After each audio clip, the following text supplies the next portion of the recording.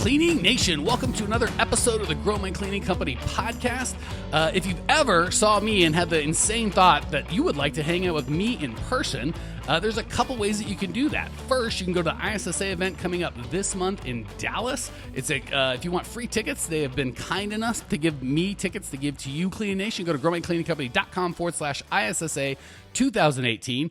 If the 15 or 16,000 people are going to be there is too big of a crowd, go to growmycleaningcompany.com/live for our next live event where we do with a much smaller venue, and it's only Cleaning Nation. So anyway, growmycleaningcompany.com/ISSA 2018 to hang out with me and the titans of industry in the cleaning group or cleaning world, or growmycleaningcompany.com/live to hang out with me and just a few select Grow My Cleaning Company folks. Today, we are chatting with Ashley and Rob Woodbine from Oh So Busy Cleaning in Etobicoke, I believe, just outside of Toronto, Canada. Was I even close, Rob? No, way off. It's Etobicoke, but that's okay. It's a hard freaking word. All right, well, just say Toronto. For my American friends there in the frozen north, let's just say that because that's those words I know. But Etobicoke, I give up. They're outside of Toronto. If you want more specifics, you're gonna have to call them directly. If you want to do so, go to www.so just not OH like I did. Don't do that. That'll take you to some terrible website. I'm sure. Just the letter O, SO, busy, and I've already yelled at them, Cleaning Nation. So don't call and make fun of their name. I've already done it. ohsobusy.com. Ashley, Rob, welcome to the show, new best friends. Thank you. We're excited to be here. Glad to have you on. I love anytime I rarely do husband and wife or spouses or partners want to come, and it's always fun to have both of you guys on. So, and you guys work together. So before we jump in, a third of my audience that works together is going to be pissed if I don't ask you, how does that work? Do you like it? What's the best part? What's the worst part? Talk to me about working together. You know what? When we weren't working together, we were miserable. Aww. It's more because we both had stressful jobs. And when we got home after a long, stressful day, there's just no communication because we were exhausted. And so to work together has been amazing. We still look to each other and say, can you even believe, we get to wake up, have coffee together, go to work together, come home, and just be around one another. We actually like each other, so it works. All right, to the 97.5% of my audience, of my working with their spouse audience that now hates Ashley and Rob, I hate them as well. Don't worry, we're all very angry at them. For my bride, who's the nicest, most amazing person in the world, gets so frustrated and wants to wring my neck working. I love working with her. She's fed up with working with me. So I only say that so everyone out there doesn't think, oh my gosh, Ashley and Rob are probably like everybody, and I'm some sort of crazy person. They're the crazy people, Cleaning Nation. All right, good. There are days that it's terrible. All right, good. I love hearing great stories like that, but I also want to let people not have a standard that are like that's crazy nuts. I'm very good at dodging brooms. Yeah. Good. I think that stealthiness is something to strive for. So what's going on in your world that I can help you with now, Woodbines? All right. Well, I've been in the cleaning world now. I started the business 7 years ago, and Rob came on board 5 years ago. And we've been a full schedule now for a couple of years. We have quite a long waiting list of clients as well. We only take on biweekly clients. We have one weekly client, but we really prefer that stability. We don't do one-time cleans. And our clients know that. And we only clean homes that are 1,500 square feet and under, so that we can clean 4 to 5 homes per day. So that's where we're at, and we've filled our schedule Monday to Friday, and we're so ready to hire. We just don't know whether to hire contractors or to hire employees, and we just want to get started on the right foot, so we came to you. First of all, and I'm going to absolutely answer your question in detail, but I gotta, anytime my guests say something really smart, like it's just common knowledge, I have to stop that train, back it up, and make sure all of Cleaning Nation gets on before we go forward. So I don't know if you heard that, but I love. Do you hear the specificity and the no fear of, we don't take monthlies, we only do bi-week or every other week, twice a month. 1,500 square feet is the most that we'll do. I love the specificity and the clarity on who we're looking for. And that's not the only reason you have a waiting list, but I guarantee you that contributes. When you know exactly who you're going to serve and who you're not going to serve, it makes your life so much easier. So please, Cleaning Nation, I'm not saying that that's the perfect niche, and I think you guys also said you're outside of Toronto, which is a big city. Sounds like you live in a tiny city, since I don't know that more than 18 people on the face of the earth could pronounce it, never mind live there. But you guys said you don't even go to Toronto, right? You only do your own little city, correct? We literally only clean within 10, 20 minutes of our home because we are right next to downtown Toronto. Like, we're literally, if there was no traffic, we'd be in downtown Toronto in 5-10 minutes. But because the traffic is so crazy, we only stick to our little Etobicoke area because time is money. And we have so many people here that we can clean for. We don't need to travel hours, you know? Tons of condos. Like, it's huge. Yeah. It's huge. It's big. Love it, and love it, love it, love it. So just that clarity and commitment to this is who is our customer and this is who's not our customer.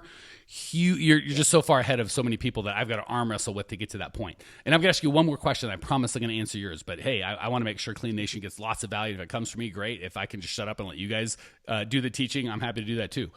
How did you get from 0 to we've got a waiting list? What's your client attraction efforts been so far? You know what? It started off with a lot of referrals.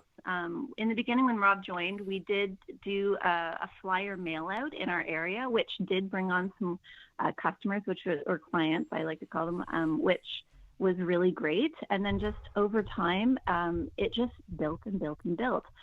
We have a 5-star Google rating, which is amazing. And all of our new prospects, we asked them how they heard of us. And a lot of them just search Etobicoke cleaning companies, and we're at the top search. And because our reviews are really awesome, they contact us first. So that's, I think, how we've got where we are.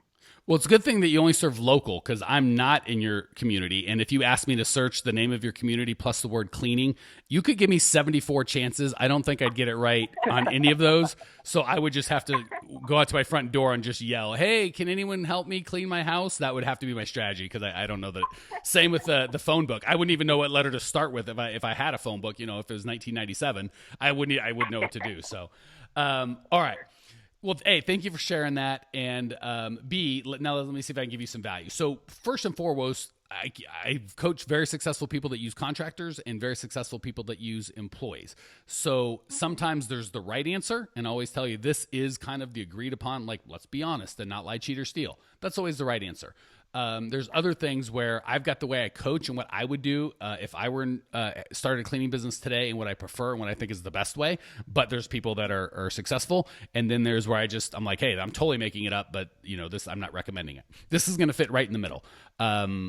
This is how I would do it, and I feel like this is probably the easier, better way. But I want to make a huge disclaimer that I've helped many customers that do it the other way and are very successful. Okay, so this isn't one of those things where it's like, if I don't do it this way, I'm wrong.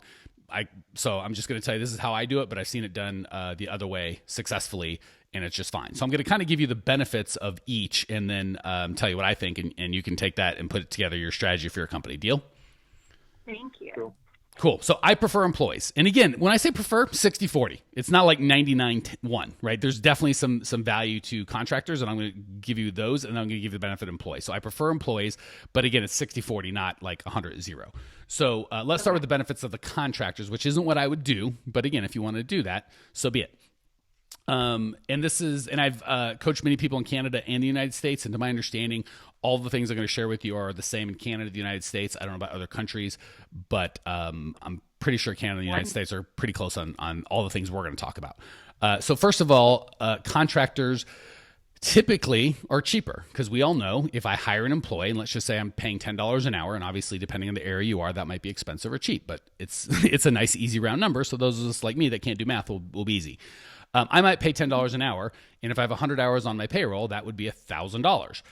But for some inexplicable reason, the payroll company takes out $1,273 from my account, right? And you're like, well, what's the $273? Well, that's the government in the states. It would be FUTA, SUTA, federal unemployment, state unemployment, Social Security, Medicare, blah, blah, blah, blah, blah, blah, blah. Who cares what it is? The government's so efficient with money, we should just give them as much. Well, wait, that's not true at all. I'm sure in Canada, the government wastes no money, but here in the States, I'm sure you guys have it all figured out. It's super efficient, effective, but here in the States, somehow our government just is not the best at spending money.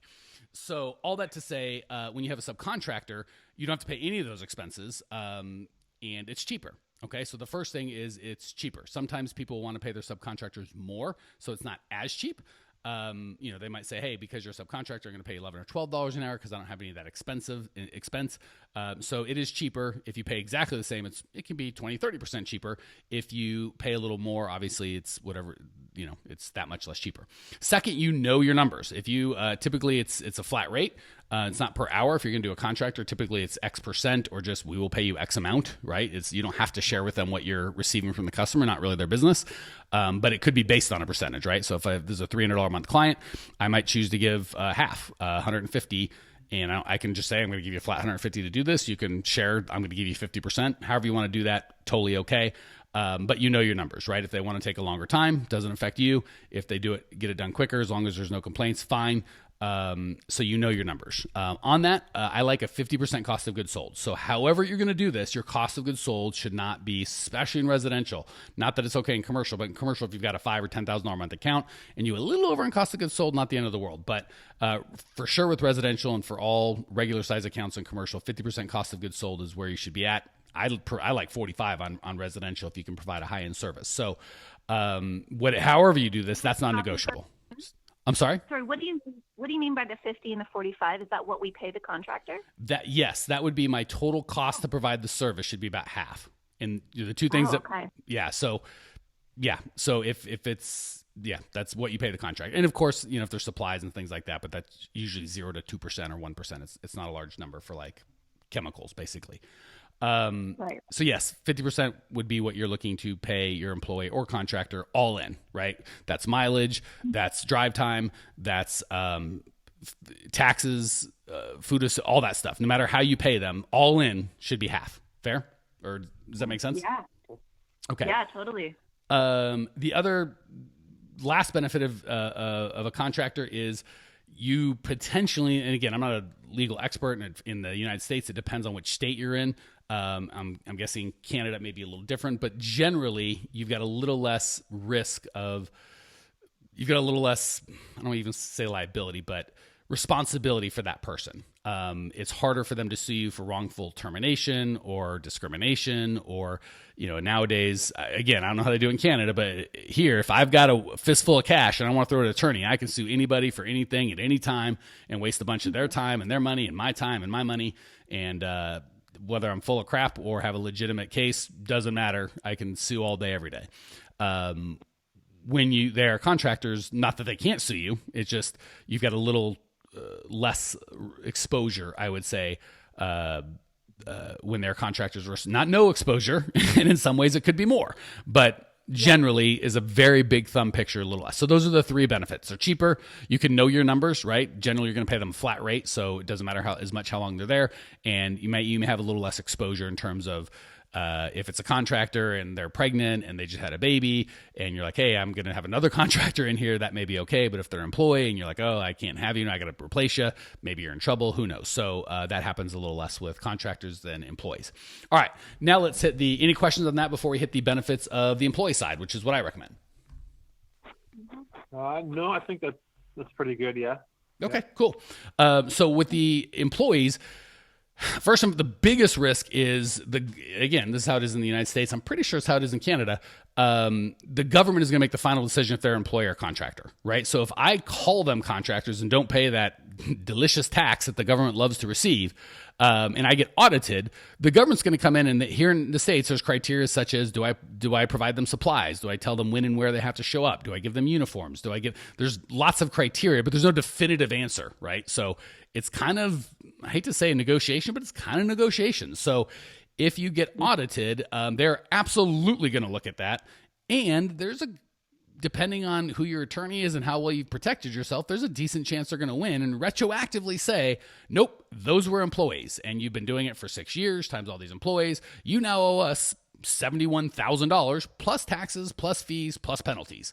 And you can negotiate it. But again, and I'm 92% sure this is how it is in Canada, there's not a fixed standard, right? It's you kind of present your case and they present their case. And again, it's the government. They get to make the final decision. And if they don't feel like you qualified and they actually were employees and you were misclassifying them as contractors, that could be a deal breaker. That could put you out of business. So that's probably the biggest risk and reason I just do an employee, because I don't like any big gotchas out there in the universe waiting for me.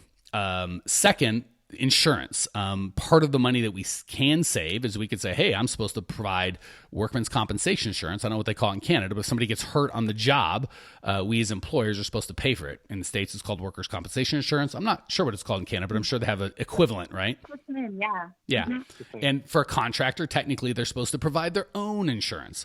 The problem is, you know as well as I do, this guy or gal's making $14 an hour, $12 an hour. They're not Rockefeller here. And more times than not, they're going to do things like pay their cable bill as opposed to pay for their insurance. And we do the whole, we'll just look the other way. They're okay, fine. You're still going to get sued by everybody. And you're the big bad company and they're the poor broke person. You're going to lose. So unless you're willing and able to enforce that workers' compensation insurance, or just look the other way and then tell whoever's how, because guess who else is going to get sued? The homeowner, right? Because they're going to be like, the what's going to happen is the guy's going to get hurt.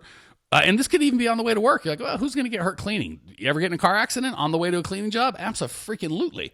Right. Everyone's going to get sued. So that, and again, if they, God forbid, they get bit by a dog or something happens on site, now they're going to sue you. They're going to sue the homeowner, and the homeowner is going to sue you. Go, hey, you should have protected me. So it just gets to be a big, fat, ugly mess if they don't have insurance. And I know it's very tempting to go, I'll just look the other way. They were supposed to have insurance, so I'm fine. No, that's your good luck trying to tell a judge or, it's fine. They were supposed to have insurance. They didn't. We're going to blame, Susie Homemaker making $12 an hour part-time than this big evil corporation, i.e. you guys, employing all these people. So the insurance thing, I'd rather just have the insurance and know if they get hurt, they're good to go. I don't want to have to, and I had my own business for 20 years, and I think we had 1 or 2 injuries, always had insurance, never a problem, but I couldn't imagine if I didn't have insurance, what would happen? It would have been awful. Control. If they're employees, we can tell them, be here, do this, do that. You're not always trying to dance to meet the government standard of, I can't tell you when to be here. And like in California, I've got a client in California said, you can't train employees. You can't train contractors, which is insane to me. So that would be a deal breaker for me. I am going to need to be able to train my employees. So he's got to do all this. Yeah, it's insane. And that's just in California, which is, you think the government's bad in the other 49 states. Move to California. It's the most beautiful part of our country, and they're just ruining it by making you can't, if you want to be a homeless person, you got rights. If you want to own a business, God forbid. Certainly, if you want to hire employees and pay taxes and bring revenue to the world. So the control, you have a lot more ability just to tell your employees, do this, be here, do that. This is acceptable behavior. That's unacceptable behavior. With contractors, you don't have as much of that influence over them, which... Yeah. Well, yeah, it's that's just how it is. And then culture. Also, I'm big on core values and culture and having my people want to be a part of something special that they can't get anywhere else. So instead of coming to me for money, they're coming for an experience and for family. And I want this group of people to be something amazing. Like I talked about the live events earlier in the show. We have such if you've talked to anyone that's been to a live event, they're gonna be like, oh my gosh, something was magical there. We do that because we're all really passionate. We'll talk 10 hours about cleaning and then we'll stay up and talk some more about cleaning because we all nerd out because we love this thing and there's a community of culture because we all have shared core values, right? It's very hard to do that with contractors. It's hard to do that with employees, frankly, but much harder with contractors. So control. And then finally, the additional cost is often going to be paid by the customer, right? Because your cost of goods sold is going to be 50% no matter what. So if you price properly, you might go, well, shoot, I just have to charge my customers more for employees. Well, yeah, that's true. But on top of that, if you can tell them the story about, well, you can use someone that has a contractor, but what happens if that person gets hurt and they don't have it? The same story I just told you that probably made you go, I don't like the sound of that. Well, guess what? Your customers don't like the sound of that either. So that's kind of a double benefit. One, you're going to the cost goes to the employee or to your customer, right? That's the cost.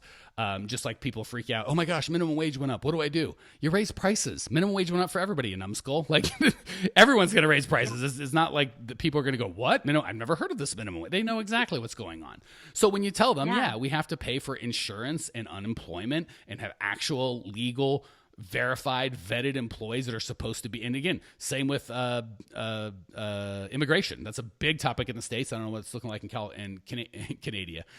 In Canada, I can't. If it's in Canada, I apparently can't speak of cities, states, provinces. I can't. Nothing. I'm an ugly white American that only knows American terms. So in Canada or Canada, depending on how illiterate you are, maybe it's different, but. Anyway, so yeah, the big thing is even the extra cost can be offset with employees by charging the fair amount. It's not going to go to your bottom line. And if people want employees and part of your job is to help them understand the differences to make sure that they get what they want, they're going to pay what's fair, right? Because everybody else that's hiring employees, like I shouldn't say you're supposed to, but like I would argue that even if you're like, oh, they're contractors or whatever, they're really employees and we're just trying to put a contractor facade over it. That's not really good for, in my humble opinion, not really good for you as a company and really not good for your customers. And once you help your customers understand that, they're willing to pay for vetted, legally employed, insured, background checked, on and on, the right people in their home, right? Certainly if they're going to give you the keys to their home or their office, that's what they want. They're willing to pay for it. So just to sum up the benefits of employees, no risk of you getting audited and after the fact retroactively going, nope, those weren't contractors, those were employees. You now know owe us and them the amount, plus penalties, plus interest, plus everything. You're absolutely insured because you're paying for the insurance, which I know is a cost, but at least you know they are insured. And when something goes wrong, you don't have to, I would lose sleep if someone got hurt or died on my watch and I didn't have insurance and they didn't have insurance, but I was looking the other way and then their family was just screwed. That's not okay for me. Obviously control, you have more influence over be here, do this, wear that, use these chemicals versus that chemicals. A lot of times, and this depends on the state we're in the United States. I don't know what it's like in Canada.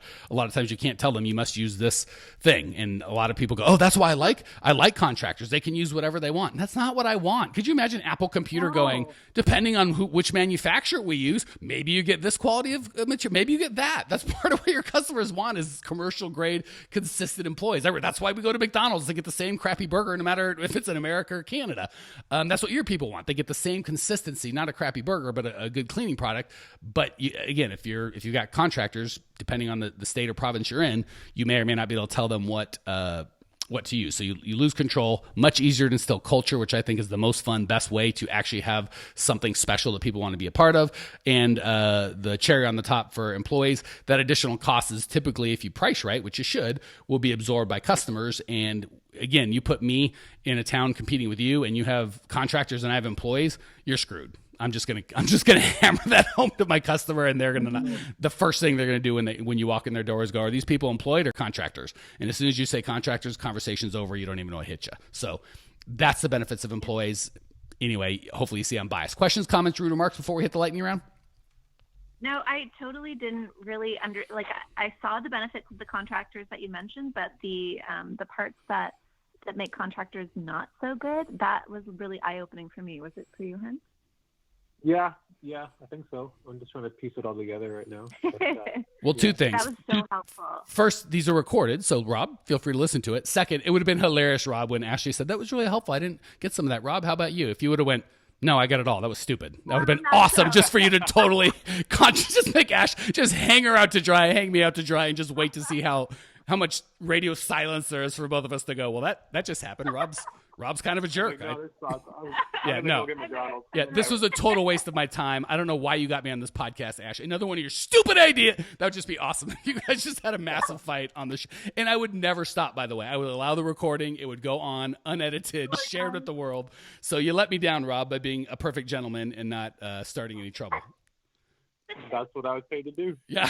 I don't know. You're a cagey man, Rob. All right. Usually I have a big fat mid-roll, but man, I'm way over time because I got way into this. So just go to growmycleaningcompany.com for all of our live everything. Go there. You'll get everything. All right. Let's hit the lightning round. 3 quick questions. I'm going to be quiet for 2 seconds to give you the opportunity to share. Question number 1, what's the best piece of advice you've ever received personally or professionally? Okay, this is something that we've learned, and I don't know whether we received the advice, but I'm going to give the advice because it really helped us a lot. Bring it. You don't need every client. So if they aren't treating you well, or they're not treating your employees well, or they're just not a home that is a good fit after you've been there for a while, it's okay to let them go. It's always good to kind of have that trial period between client and cleaner. Cleaners can let their clients go, and that's okay. Some clients don't like that, but you know what? This isn't their business, this isn't their life. You don't need to be stuck in a job that you're not happy in, and free them up to find a service that, that truly will suit their needs, instead of getting flack or whatever it might be. So pick and choose the clients you want to work with. Ashley, you just earned the guest hosting job. Next time I'm sick and can't do this thing, I'm calling you. You're going to run this show. That I feel like I'm just like, yes, 1,000 times yes. It's so nice to hear someone else say that other than me. And I wish I could say coached her up pre-show. I did not. That was all Ashley all the time. Take notice, Cleaning Nation. All right. Ashley, Rob, what's the biggest mistake you've made in the cleaning business so we can make different, smarter mistakes? Probably, I'm the chattier one, as you can tell. Not doing market research to kind of figure out what other companies in your area are charging. So that was one thing that we did, is we kind of charged something 5 years ago, and we didn't keep upping our rates. So maybe after a couple of years, we raised it, $5 per job, because we don't charge by the hour, we charge by the clean. And then all of a sudden, we did some market research in the last few months and realized, oh man, we are really undercharging our clients. So we had to go through and we raised rates for 20 of our clients. We were terrified because some of them actually had to go up $40 a clean, that drastic of a change. And because they love us, they hung on. We only lost 2 clients out of the 20, but it was really scary because we didn't keep upping our rates as the years went by. We didn't stay in tune to what the other companies were charging. And that was a huge mistake on our end. We lost a lot of money that way, but we've wisened up. So I'm going to encourage 90% of that, and then give one little part I take a different turn on. First of all, I love that you were, and again, I get that all the time when we work with clients one-on-one or through our Clean Profit program. One of the things we absolutely do is have them right price their customers, right? And most of the time, it's just like that. They've got a large percentage that are not being charged enough. So and they all have the same fears, terrified, just like you. They fight me every time. Every time it's like they think this is the first time I've coached someone to do it, and we're going to see how it turns out. Every time I tell them I've coached dozens of people through this, and your experience is very typical, right? Never have I had 20 prices raised and even 5 or 10 quit. It's almost always very few. You'll get 1 or 2 or 3 that quit, 1 or 2 or 3 that complain and don't quit, and everyone else is like, yeah, what took you so long? So couldn't agree more. And again, the idea of raising prices will make you and your company $0. Raising prices can transform the profitability of your customers. The only one piece of feedback I'd give is I vehemently disagree with care. I don't give 2 craps. Ashley, ask me what other coaches charge for helping them transform cleaning businesses. Mike, I don't know. I have no clue.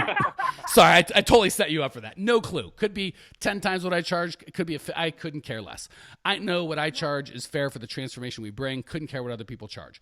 The good thing for you is because you've got cost of goods sold, there is some sort of basis. So focus on half cost of goods sold. There's always going to be numbskulls that charge nothing and just make $7 an hour cleaning themselves. You can't compete with them. Don't try. There's going to be people that charge a ton.